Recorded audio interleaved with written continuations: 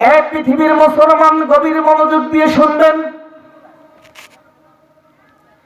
এই বসিন্দারির বাবাজি, ও আম্মুরা, প্রিয় আপামনিরা, তোমরাও ভালো করে শুনে যান।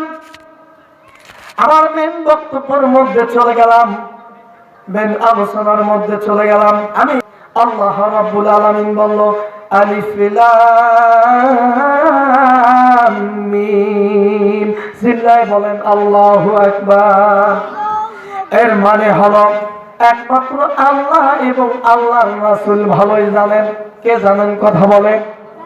আল্লাহ এবং আল্লাহ রাসূল ভালো জানেন।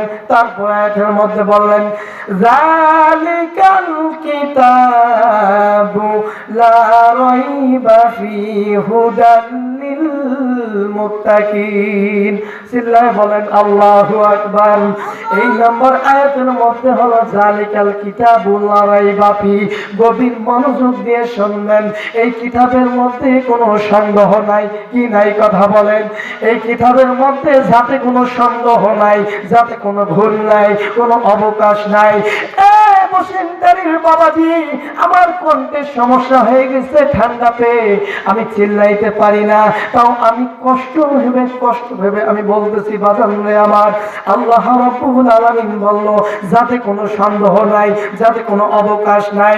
এটা এমন একটা কিতাব, এই কিতাবের মধ্যে সন্দেহ তো দূরের কথা, ভুল তো দূরের কথা, কোনো সন্দেহ নাই। যালিকাল কিতাবুল লা রাইবা ফীহি, এই পবিত্র কিতাবের মধ্যে সন্দেহ নাই। আপনি পৃথিবীর মধ্যে দেখবেন যতগুলো বই লেখক লিখেছে, যতগুলো বই দুনিয়ার জমিনে লিখেছে, এই দুনিয়ার জমিনে লেখার সঙ্গে সঙ্গে যতগুলো বই লিখেছে, তাদের বইয়ের শেষ পাতার মধ্যে লেখা থাকবে, যদি তিল পরিমাণ যদি কোনো ভুল হয় তাহলে আমাদেরকে জানাই দেবেন। যদি কোনো আমাদের কিতাবের মধ্যে, বইয়ের মধ্যে ভুল হয় আমাদেরকে জানাই দেবেন, আমরা সংশোধন করব। কথা বলেন ঠিক না? আমার মুসলমান বাবাজি, কণ্ঠের কারণ আমি চিল্লাইতে পারতেছি না। বাজান বসিনকারীর বাবাজি, ও আম্মুরা, ও আব্বুরা, গভীর মনোযোগ দিয়ে শুনবেন। বন্ধু, আমি খালেকের কণ্ঠ নকল করতেছি না রে বাজান, আমি আমার নিজের অভিজ্ঞতা মোতাবেক আমি বয়ান করতেছি, কোরআন থেকে আমি তাফসীর করতেছি। বাজান রে, কোনো দিকে নজরে নাই। আল্লাহ রাব্বুল আলামিন বলল, পৃথিবীর জমিনে যতগুলো লেখক দেখেছেন, এই লেখকের মধ্যে তাদের বইয়ের শেষ পাতার মধ্যে লেখা থাকবে, যদি কোনো ভুল হয় তাহলে আমাদেরকে জানাই দিবেন। এই কিতাবের মধ্যে যদি কোনো ভুল হয় জানাই দিবেন। বন্ধু, বন্ধুরে আমার, ও আমার বন্ধু, বন্ধু কোনো দিকে নজর, এই তোমার ওই বিষয় আমি কিছু কথা বলে আমার সমস্যা হয়ে এলো মনে হয়, কোনো দিকে খেয়াল করবেন না। বন্ধু, পৃথিবীর জমিনে যতগুলো আপনি ধর্মগ্রন্থ দেখবেন, কি দেখবেন? কথা বলেন। ধর্মগ্রন্থ দেখবেন। বন্ধু, মুসলমান ধর্মবাদে যতগুলো হিন্দু থেকে শুরু করে, যারা হিন্দু বাবাজি যারা শুনতেছেন গভীর মনোযোগ দিয়ে শুনবেন, আমি চ্যালেঞ্জ করে বলতেছি, হিন্দু বাবাজি, হিন্দু থেকে শুরু করে, খ্রিস্টান থেকে শুরু করে, বৌদ্ধ থেকে শুরু করে যতগুলো আপনি ধর্ম দেখবেন, তাদের ধর্মগ্রন্থের মধ্যে কোনো ধর্মগ্রন্থের মধ্যে চ্যালেঞ্জ করে বলতে পারবে না আমাদের ধর্মের মধ্যে কোনো সন্দেহ নাই, আমাদের ধর্মের মধ্যে কোনো ভুল নাই, তারা চ্যালেঞ্জ করে বলতে পারবে না। আমার বন্ধু, কোন হিন্দু বাবাজি থাকলে আমি চ্যালেঞ্জ করার জন্য রাজি আছি। ও বন্ধু, কোনো দিকে খেয়াল করবেন না, আমার বন্ধুরি কোনো দিকে নজরে নাই। ও আব্বুরা, আব্বুরা, আম্মুরা, ও বাংলার মুসলমান, কোনো দিকে খেয়াল করবেন না।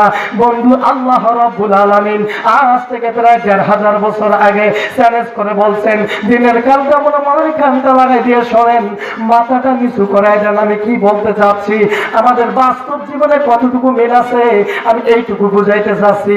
বন্ধু, আল্লাহ রাব্বুল আলামিন আজ থেকে প্রায় ১,৫০০ বছর আগে চ্যালেঞ্জ করে বলছেন, এই কিতাবের মধ্যে কোনো সন্দেহ নাই, কেউ যদি এক তিল পরিমাণ যদি কোনো ভুল দেখাইতে পারে, আল্লাহ রাব্বুল আলামিন চ্যালেঞ্জ করে বলছেন।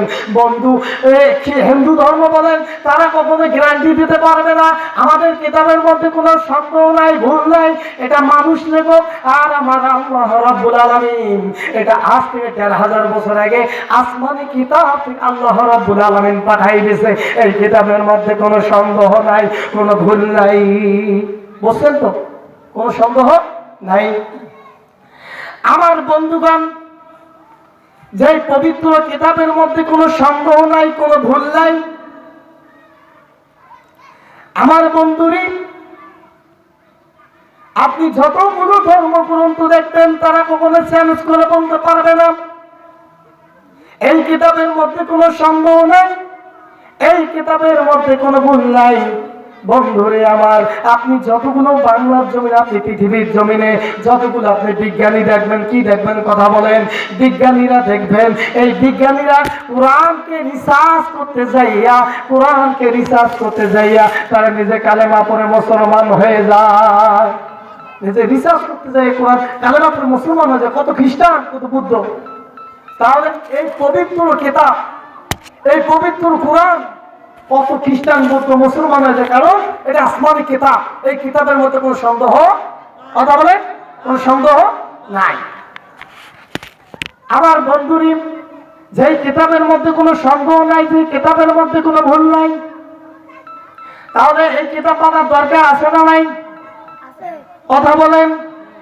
আমার বন্ধুগণ, আমার বাবাজি, আল্লাহ রাব্বুল আলামিন এই কিতাব খালি পড়ার জন্য পাঠাই নাই। আল্লাহ রাব্বুল আলামিন এই কিতাব খালি আপনারে পড়ার জন্য, 5 ওয়াক্ত নামাজ পড়ার জন্য আর 5 বেলা কোরআন পড়ার জন্য আল্লাহ রাব্বুল আলামিন পাঠাই নাই। আল্লাহ রাব্বুল আলামিন এই কিতাব খালি দেশ রাষ্ট্র পরিচালনা করার জন্য পাঠাইছে। কথা বলেন সুবহানাল্লাহ, বলেন, রাষ্ট্র পরিচালনা করার জন্য। আর আপনি মনে করছেন শুধু 5 ওয়াক্ত নামাজ পড়বেন, 5 বেলা কোরআন পড়বেন, তা নয়। আল্লাহ রাব্বুল রাষ্ট্র পরিচালনা করার জন্য পাঠাইছে। তাহলে দেশ যদি আমাদের পরিচালনা করতে হয়, তাহলে কোরআন মানার দরকার আছে না নাই? কথা বলে, কোরআন মানার দরকার আছে না নাই? কথা বলে। তাহলে কোরআন মানতে হবে বাধ্যতামূলক।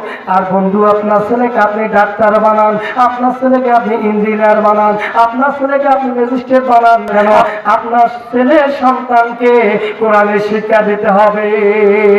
এই কোরআনের শিক্ষা যদি ওই ছেলেটার ভেতরে থাকে, তাহলে আজকে জেনার কাজ হইতো না। কথা বলে ঠিক কিনা? আজকে বেনামাজি থাকতো না। আজকে যদি কোরআন হাদিসের ওই ছেলেটা, ওই মেয়েটা যদি শিক্ষা থাকতো, তাহলে জেনার কাজে লিপ্ত হতো না। তাহলে এই আজকে যদি এই কোরআনের যদি আলো থাকতো, কোরআনের এবং ইসলামের শিক্ষা থাকতো, আর দুর্নীতি, রাজনীতি আর টাকা মার, সুদখোর, ঘুষখোর বাধা থাকতো না। কোরআনের শিক্ষা থাকলে, ইসলামের শিক্ষা থাকলে তোমার সুদখোর থাকতো না, ঘুষখোর থাকতো না। তাহলে ছেলে সন্তানদেরকে কোরআন শিক্ষা দরকার আছে না নাই? কথা বলেন। বাধ্যতামূলক কোরআন শিখতে হবে, বাধ্যতামূলক ছেলে সন্তানদেরকে কোরআন পড়াইতে হবে, ইসলামের জ্ঞান দিতে হবে। আজকে ইসলামের শিক্ষা না থাকার কারণে ছেলে সন্তানরা বর্তমান পিতামাতাকে সম্মান করে না, পিতামাতাকে অসম্মান করে, পিতামাতাকে লাথি মারে। তার কারণ তার ভেতরে ইসলামের শিক্ষা নাই। কথা